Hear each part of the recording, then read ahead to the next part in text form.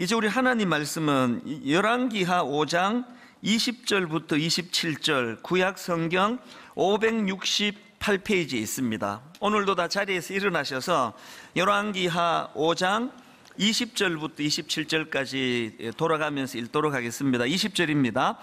하나님의 사람 엘리사의 사환 게하시가 스스로 이르되 내 주인이 이 아람 사람 나아만에게 면하여 주고 그가 가지고 온 것을 그의 손에서 받지 아니하였도다. 여호와께서 살아계심을 두고 맹세하노니 내가 그를 쫓아가서 무엇이든지 그에게서 받으리라 하고 나아만의 뒤를 쫓아가니 나아만이 자기 뒤에 달려옴을 보고 수레에서 내려 맞이하여 이르되 평안이냐 하니 그가 이르되 평안하나이다. 우리 주인께서 나를 보내시며 말씀하시기를 지금 선지자의 제자 중에 두 청년이 에브라임 산지에서부터 내게로 왔으니 청하건대 당신은 그들에게 은 1달란트와 옷 2벌을 주라 하시더이다. 나아만이 이르되 바라건대 2달란트를 받으라 하고 그를 강권하여 은 2달란트를 2전대에 넣어 매고 옷 2벌을 아울러 2사환에게 지우매 그들이 게하시 앞에서 지고 가니라. 언덕에 이르러서는 게하시가 그 물건을 2사환의 손에서 받아 집에 감추고 그들을 보내 가게 한 후 들어가 그의 주인 앞에 서니 엘리사가 이르되 게하시야 내가 어디서 오느냐 하니 대답하되 당신의 종이 아무데도 가지 아니하였나이다 하니라. 엘리사가 이르되 한 사람이 수로에서 내려 너를 맞이할 때에 내 마음이 함께 가지 아니하였느냐. 지금이 어찌 은을 받으며 옷을 받으며 감람원이나 포도원이나 양이나 소나 남종이나 여종을 받을 때이냐. 그러므로 나아만의 나병이 내게 들어 내 자손에게 미쳐 영원토록 이르리라 하니 게하시가 그 앞에서 물러나오매 나병이 발하여 눈같이 되었더라. 아멘. 27절까지 살펴보았습니다. 자리에 앉아주시길 바랍니다. 그 목회자로서 저 자신에게 이제 영향을 끼친 분들이 참 많은데요. 그 중에 한 분이 그 D.E. 호스트 선교사라는 분이 있습니다. 이분은 그 중국 내지 선교회라고 그 당시에 그 세계에서 가장 큰 선교단체 중에 하나였습니다. 그 내지 선교회 2대 총재로 섬긴 분인데요. 그 중국 내지 선교회 1대 총재가 허더슨 테일러 선교사입니다. 허더슨 테일러 선교사 하면은 뭐 중국 선교의 아버지라고 그렇게 불릴 만큼 대가인데요.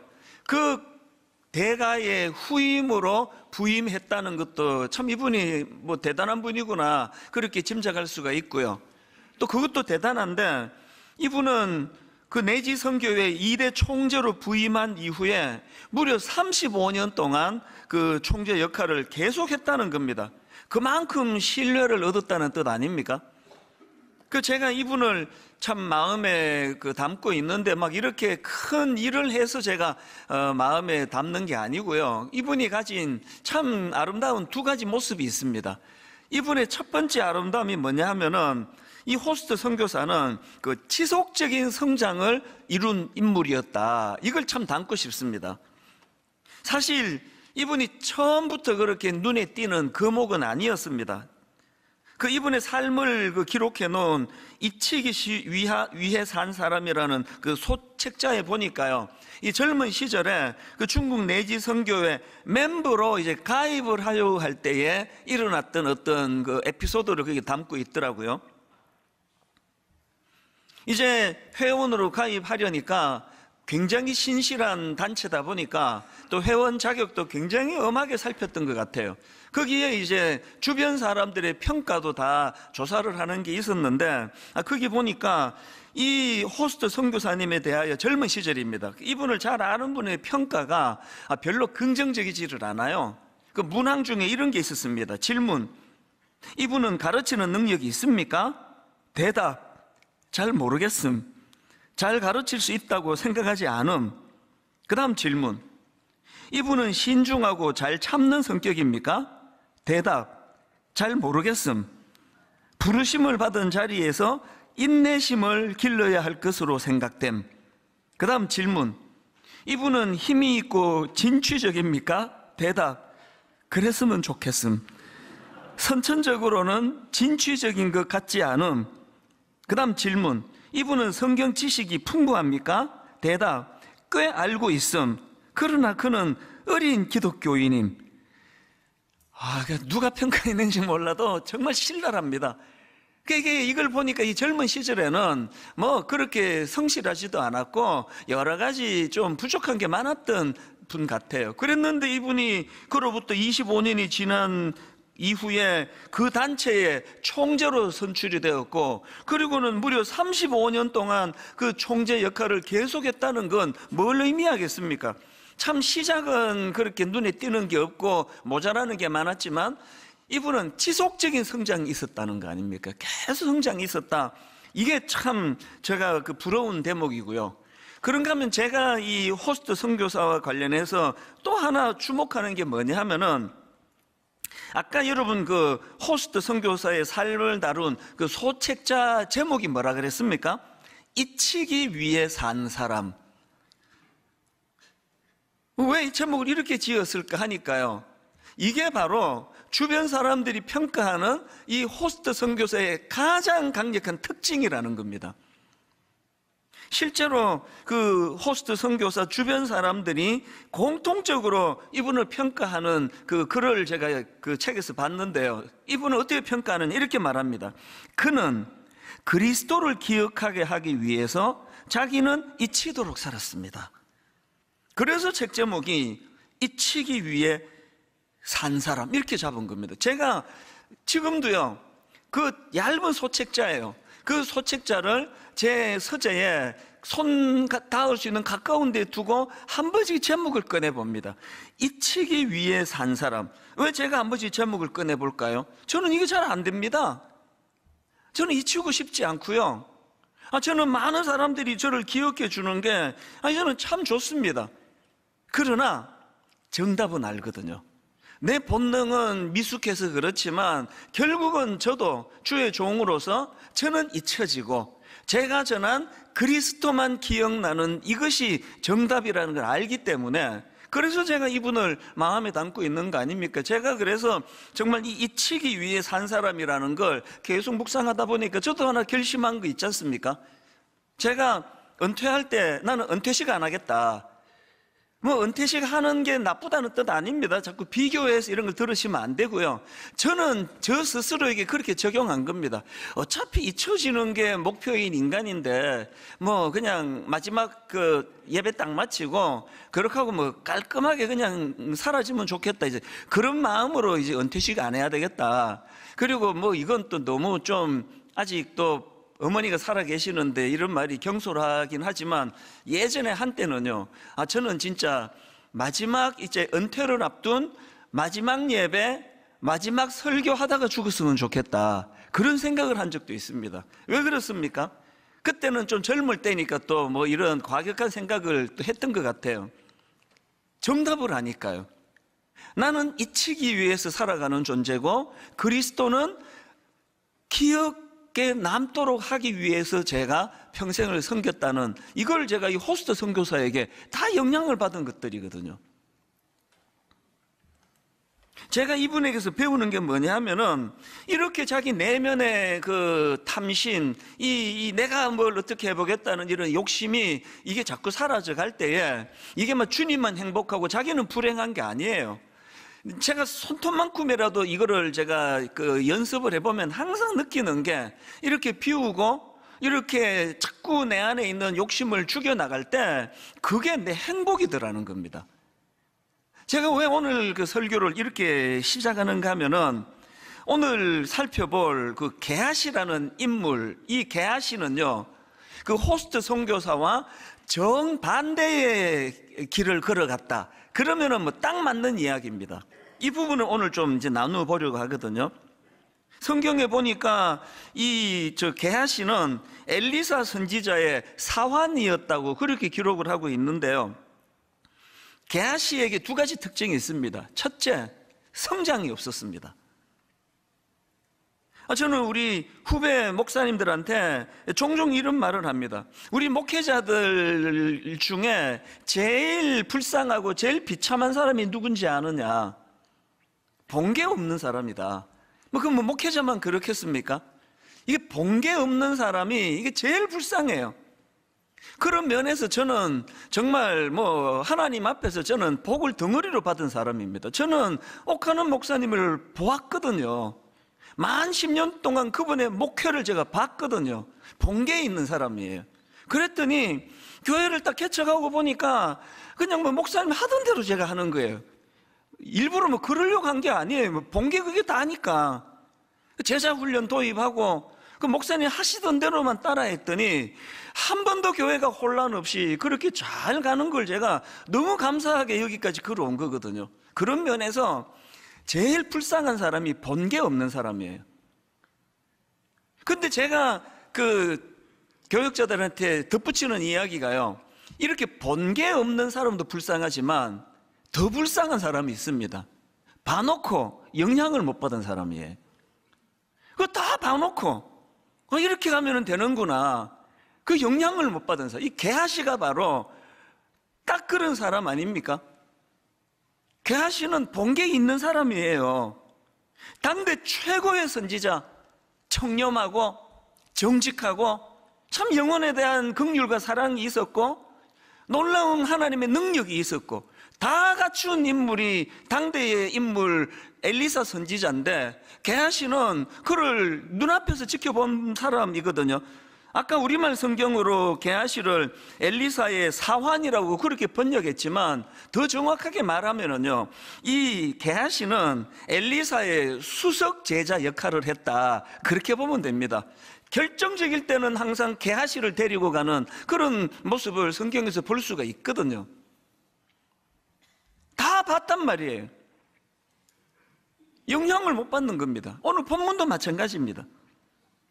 그래서 이 게하시는 그 성장이 없었던 인물, 이게 첫 번째 가슴 아픈 그의 특징이고, 두 번째 특징이 뭐냐 하면은요, 탐욕이 그의 성장을 가로막은 인물이다, 이렇게 말할 수 있는 게 게하시입니다. 지난주에 살펴본 것처럼 이제 나병에 걸려 고통당하던 그 아람의 군대 장관 나아만이 엘리사를 찾아가서 엘리사 선지자의 처방을 따라서 하나님의 능력으로 이제 고침을 받습니다. 그랬더니요, 그렇게 하고는 그냥 막 너무 기분 좋을 때 그럴 수 있잖아요. 막 인사고 뭐고 그냥 막 빨리 우리 아람으로 돌아가가지고 이거 자랑해야 되겠다, 이게 범하기 쉬운 인간의 모습인데, 나만 장군은 그러지 않았습니다. 얼마나 감사를 표하는지 그게 열왕기하 5장 15절입니다. 나만이 모든 군대와 함께 하나님의 사람에게로 돌아와서, 이게 중요합니다, 돌아와서 그의 앞에 서서 이르되, 내가 이제 이스라엘 외에는 온 천하에 신이 없는 줄을 아나이다. 청하건대 당신의 종에게서 예물을 받으소서. 여러분, 가을은 결실의 계절이고요, 그리고 가을은 감사의 계절이에요. 우리가 남겨야 될 가장 큰 결실은 감사의 결실입니다. 하나님 앞에서 우리가 늘 배은망덕하면 안 되지 않습니까? 난 제일 두려운 게 그거예요. 이 감사를 잃어버린 이 시대에, 감사를 잃어버린 시대에 영향을 받고 살고 있는 건 아닌가. 교회에서 보면은요, 감사를 잃은 사람들이 참 많습니다. 우리나라 말 가운데 되게 참 좀 슬픈 말이 있잖아요. 화장실 들어갈 때 마음 다르고 나올 때 마음 다르고, 이 감사를 잃어버린 그 현실을 비꼬는 말 아닙니까? 감사가 없습니다. 이 나만 장군은 돌아서서 자기를 이렇게 고쳐준 그 엘리사 선지자에 대하여 얼마나 엄청난 예물을 그에게 가져왔겠냐고요. 그랬더니요, 엘리사 선지자가 어떻게 보면 좀 이게 너무 고지식한 거 아닌가? 너무 냉철해요. 냉정합니다. 단호하게 그거를 거절합니다. 16절이요. 이르되 내가 섬기는 여호와께서 살아계심을 두고 맹세하노니 내가 그 앞에서 받지 아니하리라 하였더라. 그랬더니 이제 그 다음, 나만이 받으라고 강권하되 그가 거절하니라. 복잡한 얘기 없습니다. 내가 내 힘으로 고쳤나? 왜 나한테 왜 이런 거 갖고 오느냐고. 사실 그 다음 구절을 보면은요, 어떤 마음으로 거절했는지 이게 얼마든지 유추해 볼 수가 있습니다. 나만 장군이 어떤 고백을 하느냐니까, 이제 내가 참 신을 알았다. 내가 참 신을 알았기 때문에 이제는 내가 다른 신 말고 여호와만 내가 섬기겠다고, 그분만 경배하겠다, 이런 고백을 하거든요. 그러니까 여기 생략된 많은 내용들이 있었을 텐데 엘리사의 그 선물을 거절하는 중심이 아까 그 호스트 선교사의 마음과 똑같아요. 잊히기 위해 산 사람, 내가 주목받을 게 아니라는 겁니다. 왜 나한테 와서 이러느냐고. 하나님이 하셨다고. 하나님께서 이런 그 엘리사 선지자의 마음을 참 기쁘게 받으셨을 것 같아요. 여러분, 근데 아까 그 수석 제자와 같은 역할이었다는 게하시가 옆에서 이거 다 봤잖아요. 이렇게 하는 거구나. 그랬는데 못 견디는 겁니다, 이 게하시가. 아니, 왜 저 선물을 안 받아? 아니, 왜 안 받느냐고. 그게 바로 이제 그 열왕기하 5장 20절에 나오는 내용입니다. 이 게하시의 막 불타는 마음을 한번 느껴보십시오. 하나님의 사람 엘리사의 사환 게하시가 스스로 이르되, 대놓고는 말을 못하고 스스로 이르되, 내 주인이 이 아람 사람 나아만에게 면하여 주고 그가 가지고 온 것을 그의 손에서 받지 아니하였도다.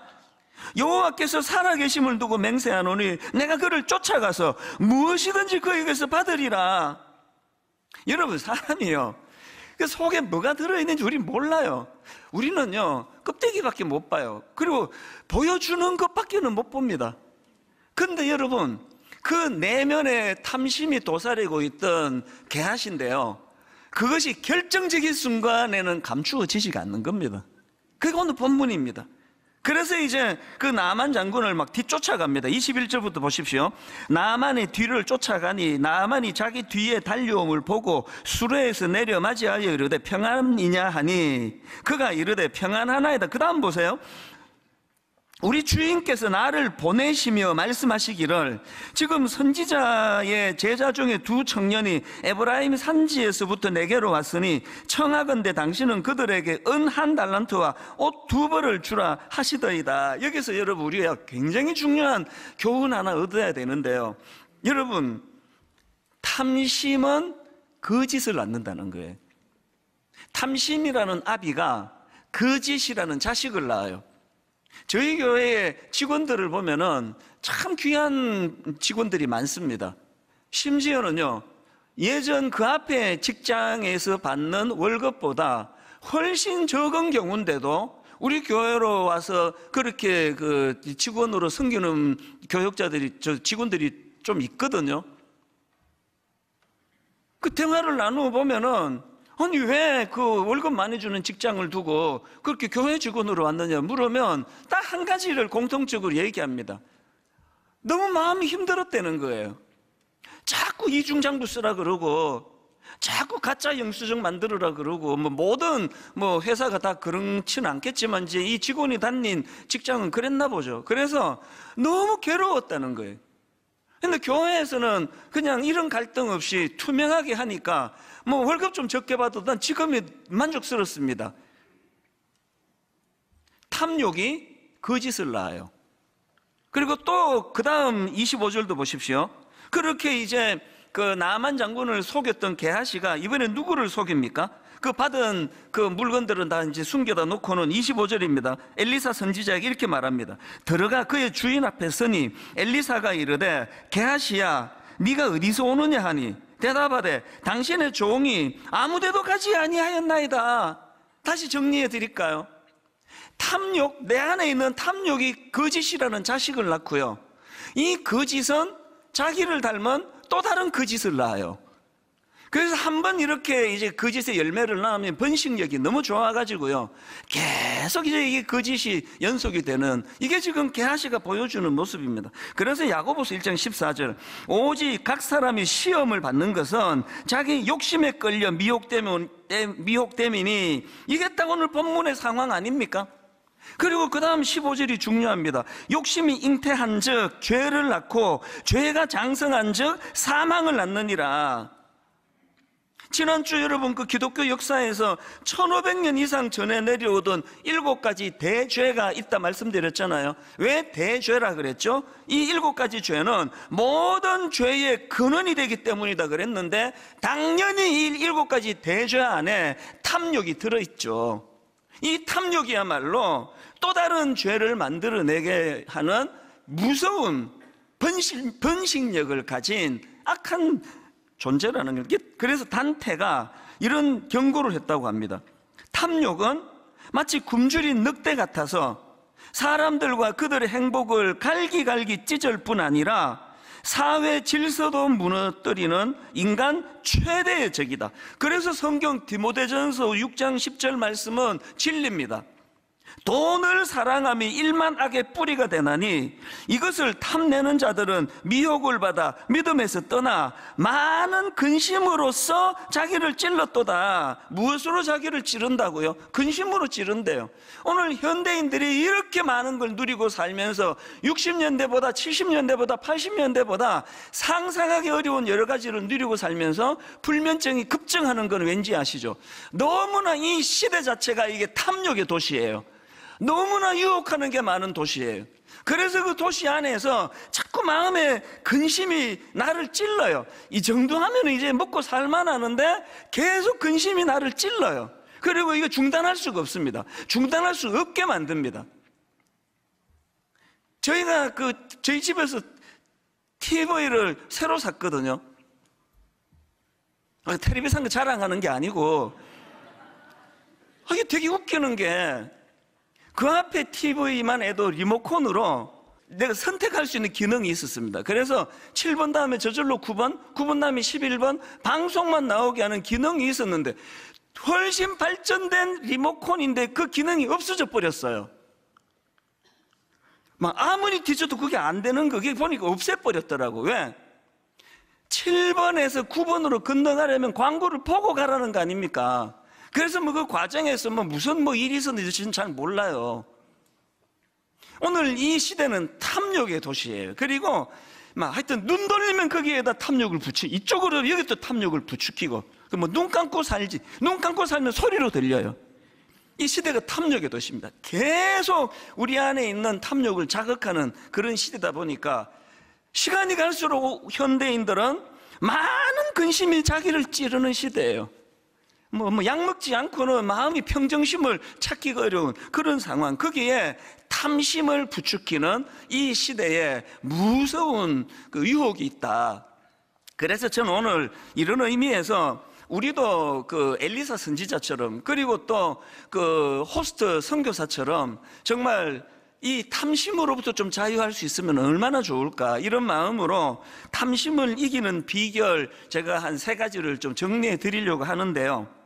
자, 첫째, 탐심을 이기는 비결, 자족과 단순한 삶을 훈련하기. 그렇습니다. 자족을 훈련하는 거예요. 단순한 삶을 훈련하는 겁니다.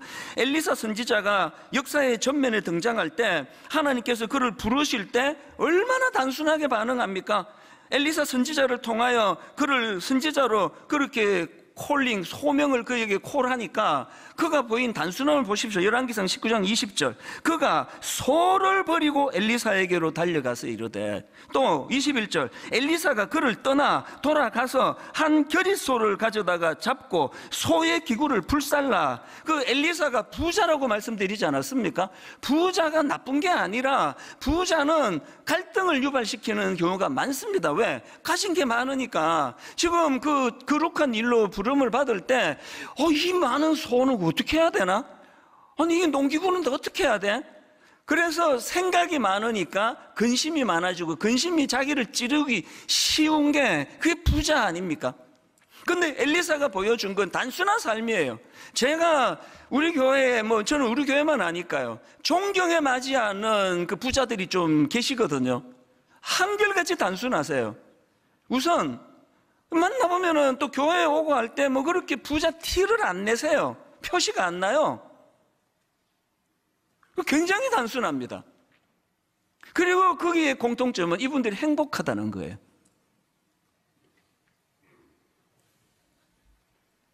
본문에 본문에서도 이 엘리사 선지자의 단순함을 보십시오. 아까 읽어드린 거 다시 읽어드릴게요. 예물을 나아만이 갖고 오니까 열왕기 5장 16절 이르되 내가 섬기는 여호와께서 살아계심을 두고 맹세하노니 내가 그 앞에서 받지 아니하리라 하였더라. 나아만이 받으라고 강권하니 그가 거절하였더라. 뭐 복잡한 얘기 없습니다. 하나님이 하신 거 내가 받을 수 없다. 그게 다예요. 굉장히 단순합니다. 오늘 현대인들이요, 자승자박이에요. 뭐 자기 전에 뭐 그렇게 생각을 많이 하고 그래서 잠을 못 자는 거잖아요. 저는 이 자족 그리고 단순한 삶, 여기에는 함수 관계가 있다고 생각합니다. 하나님 앞에서 하나님은 높임 받으시고 나는 이 처지기 위해 산 사람이다. 하나님이 높임 받으신다면 심지어 세례요한 같이 그분만 흥할 수 있다면 나는 쇠해도 괜찮다. 아니 쇠해도 괜찮다는데 전제가 그런데 그게 무슨 생각이 복잡한 게 있겠냐고요. 안 쇠하려고 하니까 그냥 머리가 터지는 거 아닙니까? 아니 제일 잘못돼 봐야 쇠해지고 망해지는 건데 망해도 괜찮다는데 사실 예수 믿는 우리의 삶이 진짜 단순할 수 있거든요. 아니 우리가 이 땅에서 가장 비극이게 죽는 것밖에 더 있겠습니까? 아니 가장 절망적인 게 이제 마지막에 죽는 건데 죽으면 천국 가는데 별로 와닿지 않는 표정이라서 이게 강조를 내가 좀 다음에 할게요. 자꾸 복잡하게 만드는 건요, 이 탐욕의 도시가 우리를 그렇게 끌고 가는 혼란, 야바이꾼들 아시잖아요. 막 정신을 쏙 빼놓고 그냥 자기들 원하는 데 하듯이 시대가 우리를 그렇게 만듭니다. 정신을 쏙 빼놓고는, 그래서 단순한 삶, 그리고 이 단순한 삶은 하나님 앞에서 우리가 이 단순한 삶은 자족하는 마음에서부터 나온다. 이게 중요한데요. 근데 여러분 여기서 한 가지요. 빌립보서 4장에 보면은 그 사도 바울이 그 자족과 관련한 중요한 포인트 하나를 우리에게 알려주는데요. 4장 11절입니다. 내가 궁핍함으로 말하는 것이 아니니라. 어떠한 형편이든지 나는 자족하기를 어떻게 했다 그래요? 배웠노니에요. 또 강조합니다. 그 다음 12절. 나는 비천에 처할 줄도 알고 풍부에 처할 줄도 알아. 모든 이 일 곧 배부름과 배고픔과 풍부와 궁핍에도 처할 줄 아는 일체의 비결을 어떻게 했다고요? 배웠대요. 여러분, 바울 선생님하고 저하고 차이, 또 그 엘리사와 게하시의 차이는요, 타고나는 게 아니에요. 엘리사는 그렇게 성숙하게 타고났고 게하시는 미숙하게 타고난 게 아니라 배움의 차이예요. 배웠노라. 그 사도 바울이 그럼 어디서 배웠나? 어느 학교에서 배웠나? 교재는 뭐였나? 그게 12절에 나와요. 나는 비천에 처할 줄도 알고 풍부에 처할 줄도 알아. 모든 이 일 곧 배부름과 배고픔과 풍부와 궁핍, 이 모든 게 교과서래요. 오늘 여러분 자꾸 사업도 잘 되고 부해지십니까? 여러분이 내 안에 이 탐심이 있는지 없는지 점검할 좋은 기회가 온 거예요. 점검하세요. 경제적으로 너무너무 어려운 분이 계세요? 이 인내의 한계에 다다를 정도로 어려우면은 어떡하겠습니까? 하나님, 기왕에 이거 내비게이션이 말해주는 것처럼 일로 가야 되는데 그냥 가난의 길로 가버렸네요. 기왕에 이 어려운 길로 갔는데 하나님, 이 과정에서 내가 교훈을 얻기 원합니다. 내가 자족하는 것이 얼마나 큰 능력인가를 이번에 한번 내가 테스트 해보기를 원합니다. 모든 내가 맞닥뜨리는 이 모든 것들이 다 내 안에 탐심을 없애고 자족을 가져다주는 훈련 도구가 되도록 그렇게 사용하는 그 사람이 지혜로운 사람 아닙니까? 이런 지혜로운 인생들 되시기를 바랍니다. 두 번째로요, 그 탐심을 이기는 비결이 하나 더 있습니다. 내적인 결핍 채우기입니다. 저는 나아만 장군의 선물 공세에 흔들리지 않았던 엘리사 선지자하고 그렇게 흔들거려가지고 자기한테 준 것도 아닌데 속여가면서 뒤따라가가지고 그 선물을 챙겨오는 이 게하시하고의 차이가 뭐냐? 저는 그게 이 내적인 결핍과 내적인 충만의 차이라고 생각합니다. 이거는 틀림없습니다. 개척 초기부터 지난 20년을 제가 쭉 돌아보면은요, 내 내면이 허할 때 사람 숫자에 굉장히 예민해지는 걸 저는 겪었습니다. 내 내면이 좀 허하고 피어 있고 속빈 강정 같은 것일수록 껍데기가 화려하다는 거 너무 잘 알고 있습니다. 그래서 제가 아주 묵상도 잘 안 하고 뭐 새벽도 안 깨우고 그럴 때 사람들을 만나면 막 분당 우리 교회가 막 많이 모인다는, 그때는 제가 또 알려지기 전이니까 모르는 사람이 많았거든요. 막 내가 이 큰 교회 목사라는 걸 막 알리고 싶어서 막 건질건질했던 기억이 나요. 너무 창피한데. 그래가지고 그때 막 10,000명을 돌파할 때 막 누구에게도 뭐 10,000원의 행복 그런 프로를 봤습니까? 그러면서 또 10,000자를 좋아하세요. 뭐 우리 교회가 10,000명이 모이는데 이 이야기를 못하고 대놓고는 못하고, 그래서 이 사람이 나보고 그 얼마나 모이느냐고 물어주기를 바라면서 막 계속 뭐 그러다가 끝내 안 물으면 내가 우리 교회가 10,000명 모이는데요 막 해버리고, 그게 저였어요. 그 미숙함이 지금도 다 없으신 건 아니에요. 그러나 알아요. 내면이 허하면은 자꾸 껍데기를 과시하는 거예요. 내가 하나님 앞에 얼마나 정직한 종인가, 이런 부분에 내가 자신이 없으면 많이 모이는 걸 자랑해요. 우리 교회가 뭐 얼마나 막 헌금 얼마 들어오는지 아느냐, 이게 지금 개아씨가 갖고 있는 채워지지 않는 허함으로, 그거를 안 받으면 어떡하나 막 죽을 것 같은 마음으로 달려가서 막 빼앗아 오다시피 거짓말해갖고 그거 받아내는, 그게 내면이 허해서 그렇습니다. 그래서 사도 바울이 그 자족의 비결, 아까 그 11절 다시 보시오. 빌립보 4장 11절. 내가 궁핍함으로 말하는 것이 아니니라 어떠한 형편에든지 나는 자족하기를 배웠노라. 그래놓고 바로 그 다음 13절입니다. 내게 능력 주시는 자 안에서 내가 모든 것을 할 수 있느니라. 자기가 그 자족을 배웠는데 자기가 깨달은 자족의 원천은 주님이시라는 거예요. 자족의 원천은 내게 능력 주시는 자 안에서 나오는 거라는 겁니다. 그래서 사도 바울도 그렇게 거품 많은 그런 그 초라한 사역자가 안 될 수 있었던 거 아닙니까? 감옥에 있어도 속이 꽉 차니까 그것 때문에 허하지가 않는 거예요. 사도 바울이 그 감옥에서 쓴 이 빌립보서에다가 허무하다, 인생 허무하다, 난 그동안 뭐하고 살았던가, 하나도 없어요. 감옥에서도 감사하는 거예요. 자족하는 겁니다. 왜? 그가 배운 가장 중요한 일체의 비결 중에 가장 중요한 비결은 그 원천은 주님이시라는 거예요. 주님으로 채워지면 내 안에 탐욕이 힘을 쓸 수가 없게 될 줄로 믿으시기를 바랍니다. 제가 이 설교를 준비하다가요, 추억 하나가 떠올랐습니다. 40대 초반 교회를 개척하고 얼마 안 지나서 일로 제가 기억하고 있는데요, 그때 이제 그 토요일이었던가 어느 날 이제 집사님을 여기 송림 우리 학교 정문 앞에서 만나기로 했는데 무슨 일인지 이분이 늦으셨어요. 그때가 이제 약간 이제 그 초겨울인가 약간 좀 춥기도 하고, 그래서 제가 이제 그분을 기다리다가 갑자기 성령님이 제 마음에, 아까 이게 이 내면의 충만함은 그리스도로부터 나오는 거거든요. 마음에 막 기쁨이 이렇게 몰려오는데요, 그러다 모르게 찬양이 하나 이제 나와서 혼자 기다리면서 찬양 부르다가 이제 몇 번 반복을 하니까 저도 모르게 이제 막 스텝을 밟으면서 춤을 추기 시작했어요. 여기 정문 앞에서. 그때는 지금처럼 차들이 막 이렇게 많이 다닐 때는 아니에요. 이 뒤에 집들이 지금처럼 이제 많을 때가 아니니까. 그래도 드문드문 다니는데 제가 길거리에서 이 찬양을 부르면서 주님 한 분만으로 나는 만족해, 나의 모든 것 되신 주님 찬양해, 나의 영원한 생명 되신 예수님 목소리 높여 찬양해. 후렴 들어가면서는 이게 액션이 더 커졌어요. 주님의 크신 사랑 찬양해, 나의 힘과 능력이 되신 주, 나의 모든 삶 변화되었네, 크신 주의 사랑 찬양해. 그때 어느 정도로 제가 막 그렇게 춤을 미친 사람처럼 추진 않았겠죠. 그래서 뭔가 제가 막 너무 마음에 기쁨이 나와서 그렇게 춤을 추면서 그 찬양을 불렀던 기억이 이 설교를 준비하다가 쑥 떠오르더라고요. 그때 비해서 지금은 이제 우리 교회는 막 어마어마하게 뭘 갖춘 껍데기가 화려한 교회가 됐잖아요. 제가 오늘 이 설교를 준비하면서 오늘 새벽에 그런 질문이 생기는 거예요.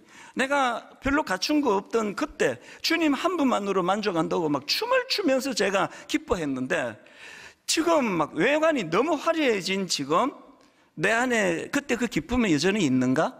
생각을 해봤습니다. 뭐 있는 것 같기도 하고 뭐 없는 것 같기도 하고 또 더 풍성해진 것 같기도 하고 잘 모르겠습니다. 어떨 땐 그렇고 어떨 땐 안 그러니까. 그런 한 가지 중요한 건 뭡니까? 지금처럼 이렇게 막 교회도 알려지고 커지고 이럴 때만이 기쁨이 오는 게 아니라는 거예요. 갖춘 거 별로 없어도 가사 그대로예요. 주님 한 분만으로 나는 만족해. 여러분, 탐심을 몰아내려고 애써도 안 나갑니다. 얘가 절대 안 나가요. 탐심을 몰아내려고 애쓰기보다 여러분 안에 공허하고 허하게 만드는 내 내면 세계가 주님 한 분만으로 풍족해지는 여러분 되시기를 바랍니다. 주님 한 분만으로 나는 만족해. 이 내면 세계가 풍요로우니까 나는 망해도 괜찮다. 그 세례 요한과 같은 놀라운 고백이 가능하고 그 선교사님처럼 나는 잊히기 위해서 사는 존재다. 내면이 꽉 차야 그렇게 고백할 수 있다는 겁니다. 마지막 세 번째로요, 한 가지 탐심을 이기는 비결이 한 가지 더 있습니다. 흘려보내는 삶 실천하기예요. 지난 특세 때도 살펴봤지만 한 번은 엘리사의 제자가 이제 먹을 것을 가져옵니다. 그 당시로 이제 뭐 흉년에다가 여러 가지 이제 그 가난한 신학도들과 그렇게 생활을 하다 보니까 결핍이 많던 그 상황이거든요. 그 상황에서 이제 먹을 것을 갖고 옵니다. 열왕기하 4장 42절 세 번역으로 보십시오. 어떤 사람이 바알 살리사에서 왔다.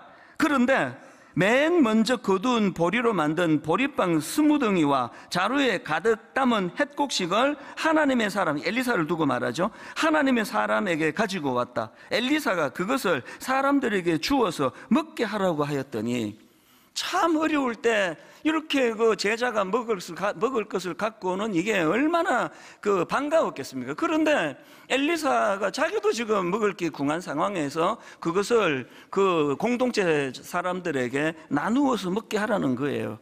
그래서 그 신호나 교수님이 쓴 그 책에 보니까요, 이 탐욕의 특징을 굉장히 인상 깊게 한 대목이 있었습니다. 탐욕의 특징 중 하나는 이웃에 대해 무정하고 무관심하게 만든다는 거예요. 이거 정말 경험상 진리 같습니다. 탐욕이 내 안에 자리 잡은 자리가 넓어지면 넓어지고 커지면 커질수록 이웃에 대해 무정하고 무관심하게 만든다는 거예요. 그래서 그냥 이거 고상하지 않은 탐심을 물리치기 원합니다. 이 정도가 아니라 더 적극적으로 어떻게 해야 됩니까? 이웃에 대하여 엘리사에게서 배우는 것, 흘려보내는 삶을 우리가 실천하는 겁니다. 그 폴 스티븐슨이 쓴 2일 3 구원 이런 제목의 책이 있는데요, 거기 보니까 이 탐심을 이렇게 정의합니다. 자기가 가진 것보다 더 많은 것을 소유하고자 하는 열망, 이걸 탐심이라고 정의하고요, 이 탐심의 반대를 성령의 열매 중에 양선이라는 것을 가지고 설명하는 겁니다. 여러분 그 양선 아시죠? 갈라디아 5장 22절 오직 성령의 열매는 사랑과 희락과 화평과 오래 참음과 자비와 양선과 충성과 온유와 절제니, 이 성령의 열매 중에 하나가 양선인데요, 교회 용어 사전을 제가 뒤져보니까 여기 나오는 양선은 이렇게 풀이합니다. 단순히 마음이 부드러운 차원을 넘어 적극적으로 선을 행하는 상태. 우리가 탐심을 없애려고, 이거는 너무 천박해. 탐심을 없애려고 노력하는 것보다 한 걸음 더 나아가서 적극적인 선한 양선, 연약한 이웃들을 돌보는 일, 그들을 위해 베푸는 일, 이런 일에 마음을 쓰는 것이 탐심을 무기력하게 만드는 비결이라는 겁니다. 여러분 이 세 가지 비결을 꼭 기억하셔야 됩니다. 자족과 단순한 삶을 훈련하는 것, 내적인 결핍을 채우는 것, 주님 한 분만으로 나는 만족해, 또 흘려보내는 삶을 실천하는 그 몸부림, 이런 것들이 내 안의 탐심을 방치하지 않도록 하는 몸부림이라고 한다면, 오늘 저는 여러분들하고 이제 정말 이 찬양으로 한번 다 막 흑인 교회 같으면 막 다 일어나가서 춤추면서 막 할렐루야 그러면서 할 텐데, 우린 그렇게는 못해도 정말 마음을 가지고 우리 찬양 같이 한번 불러보시면 좋겠습니다. 주님 한 분만으로 나는 만족해. 그리고 나중에 집에 가실 때 여기 교문 앞에서 한 번 더 부르고 그렇게 가세요. 주님 한 분만으로 나는 만족해. 나의 모든 것 대신 주를 찬양해. 나의 영원한 생명 대신 예수님 목소리 높여 찬양해. 우리 가사를 생각하시면서 손뼉 치면서 내 안의 탐심을 묶어놓기 위하여 하나님이 찬양이 내게 능력이 되기를 원합니다. 우리 같이 불러보시겠습니다. 주님 한 분만으로 나는 만족해. 나의 모든 것 대신 주님 찬양해. 주를 찬양해. 나의 영원한 생명 대신 예수님 목소리 높여 찬양해. 우리 다시 한번 이렇게 노래합니다. 주님 한 분만으로, 주님 한 분만으로 나는 만족해. 나의 모든 것 대신 주님 찬양. 나의 영원한 생명 대신 예수님 목소리 높여 찬양해. 주님의 크신 사랑 찬양해. 크신 사랑 찬양해. 나의 힘과 능력이 되신 주, 나의 모든 삶 변화되었네. 크신 주의 사랑 찬양해. 안 되겠습니다. 우리 다 일어나 보세요. 다 일어나서 또 이제 코로나가 좀 도와준 게 좀 있잖아요. 코로나 이전에는 아까 그렇게 손뼉치면서 옆 사람 눈찌르기 딱 좋은데 워낙 다닥다닥 막 앉아가지고, 그런데 이제 코로나 때문에 약간 여유 있게 앉았으니까 액션이 커도 괜찮아요. 우리 흑인 교회처럼 기쁨을 온전히 표현하면서 막 춤을 추면서 기뻐하면서 마음을 한번 그렇게, 예배는 능력이거든요. 예배는 사건이에요.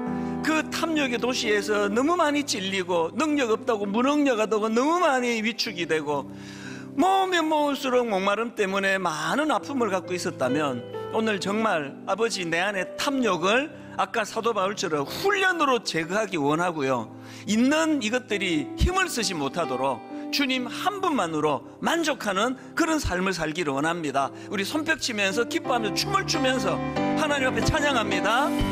주님 한 분만으로 나는 만족해. 나의 모든 것 대신 주님 찬양해. 나의 영원한 생명 대신 예수님 목소리 높여 찬양해. 주님의 크신 사랑, 주님의 크신 사랑 찬양해. 나의 힘과 능력이 되신 주, 나의 모든 변화되었네. 크신 주의 사랑 찬양해. 주님 한 분만으로, 주님 한 분만으로 나는 만족해. 나의 모든 것 대신 주님 찬양해. 나의 영원한 생명 대신 예수님 목소리 높여 찬양해. 주님의 크신 사랑, 주님의 크신 사랑 찬양해. 나의 힘과 능력이 되신 주, 나의 모든 삶 변화되었네. 크신 주의 사랑 찬양해. 하늘 영광 버리고 이 땅 위에 십자가를 지시고 죄 사했네. 무덤에서 일어나 하늘로 올리셨네. 주의 이름 높이세. 주의 이름 높이며 주를 찬양하나이다. 나를 구하러 오신 여러분 누구로 기뻐합니까? 주를 기뻐하나이다. 하늘 영광 버리고 이 땅 위에 십자가를 지시고 죄 사했네. 무덤에서 일어나 하늘로 올리셨네. 주의 이름 높이리. 주의 이름 높이리. 주의 이름 높이리. 우리 하나님께 영광의 박수 올려드리기 원합니다. 나이가 들고 세월이 지날수록 참 인생은 설명이 되기 어려운 모순이에요. 아까 그 선교사님, 나는 잊혀지기 위해 산다라고 하는 이런 사람은요, 점점 이름이 기억이 나고 점점 이런 분들은 더 행복해지고요. 그냥 탐심에 쩔어가지고 그냥 내가 엘리야 선지자, 내 우리 스승보다 난 더 유명해질 거야, 나는 더 유명해져야 돼, 이런 사람들은 너무너무 이상하게 내면에 막 고뇌가 많고 찌르는 게 많아서 뭐 목회하다가 그만두고 막 그러는 일들을 많이 보거든요. 하나님께서 우리에게 요구하시는 것들이 우리 행복을 뺏어가지고 우리 걸 착취해서 그분이 높임을 받기 위해 하신 게 아니에요. 이게 우리가 이렇게 살도록 지원받은 존재입니다. 그래서 이 탐심을 방치해 놓으면 막 하여튼 막 남보다 2배 3배 끌어모으고 막 그냥 다 했는데 이상하게 행복하지 않잖아요. 그렇게 성공하고 누렸는데 그 불면증이 왜 찾아오는지 모르겠습니다. 하나님 앞에 이 원리를 따라서 같이 기도하기 원합니다. 주님 한 분만으로 만족하기 원합니다. 그리고 더 겸손히 그 낮아질 때, 그리고 나만 잘 살면 된다는 식으로 누구에게도 흘려보내지 않는 그렇게 끌어모으는 삶을 살았는데, 그러니까 모아는 지는데 점점 더 불안해지고 점점 찌르는 게 많은 그 빨리 깨달을수록 좋은 거예요. 오늘 주신 말씀 기억하면서 한번 합심해서 통성으로 한번 기도하기 원합니다. 같이 기도하시겠습니다. 살아계신 하나님 아버지, 오늘 주신 말씀 마음에 남고 다시 한번 우리를 되돌아보기 원합니다. 하나님 아버지, 이 탐욕의 도시에 끊임없이 우리를 탐욕으로 몰고 가는 이 시대에, 이 세상, 이 도시에 하나님의 내면이 공허해집니다. 마음이 뛰어갑니다. 하나님, 오늘 사도 바울이 우리에게 권면했듯이 이 자족을 연습하는 것이요, 아버지 자족을 훈련하는 것이요, 하나님 아버지, 그 주님의 말씀을 마음에 담고 하나님 아버지 자족을 훈련하기 원합니다. 내 안에 탐심을 풀어주시기 원합니다. 내 안에 탐심을 제어하여 주시옵소서. 그리고 주님 한 분만으로 참으로 만족하기 원하노라 노래하는 우리가 되도록 인도하여 주시옵소서. 살아계신 하나님, 주님 한 분만으로 만족하기 원하노라. 우리가 이렇게 지원받은 것들을 하나님의 앞에 나아가도록 인도하여 주시옵소서.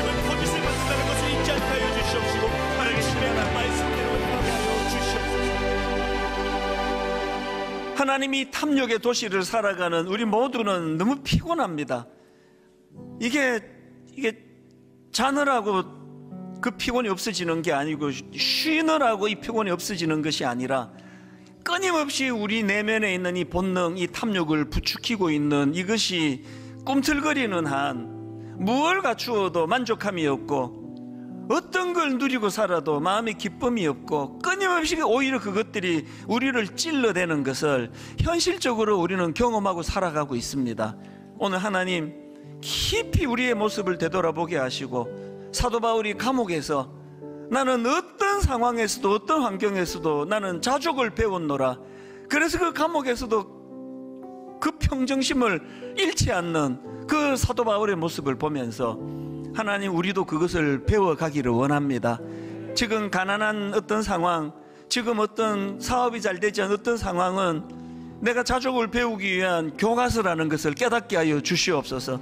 때로는 하나님, 물질적인 부를 이루고 많은 것을 누리는 삶을 산다 할 때 하나님, 이것을 흘려보내는 것이 얼마나 큰 기쁨인가를 맛보게 만드는, 그것이 또 교과서가 되는 줄 믿습니다. 가두어두고 나 혼자 그것을 다 누린다고 절대 내가 행복해지지 않는다는 걸 깨달아가는 그런 자족을 배워나가는, 그래서 하나님, 주님 한 분만으로 만족할 수 있는 이 훈련이 이루어지도록 인도하여 주시옵소서.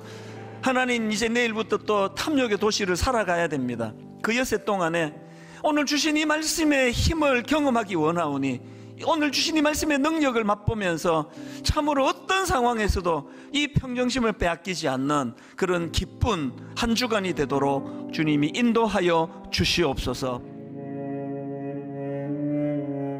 지금은 선교 헌금 시간입니다. 이 예배를 통해 삶 가운데 은혜와 회복이 충만하시길 간절히 기도합니다.